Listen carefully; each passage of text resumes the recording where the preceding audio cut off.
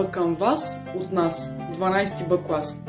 Привет на всички родители, ученици и учители от 23-то училище. Всички сме запознати с обстановката покрай COVID-19. Обаче, като се замисля, дори в трудните времена, в които живеем, да се радваме и смеем, ние умеем. Светли празници към нас летят и нищо, дори пандемията, не могат да ги спрат. Пожелаваме на всички весели празници и домове изпълнени със смях, любов, топлина и незабравими моменти.